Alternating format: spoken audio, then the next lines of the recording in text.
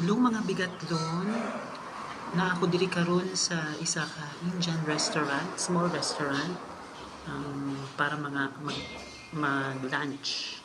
O excited na ako para sa akong ma-order.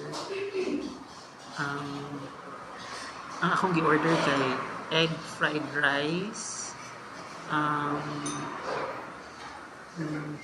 pork, some pork wonton soup, and some fried curry, fried fish curry.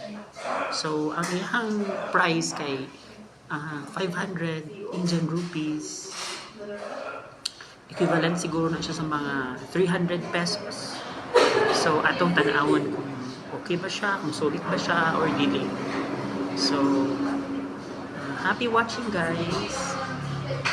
Mga kabigaon. Bye-bye!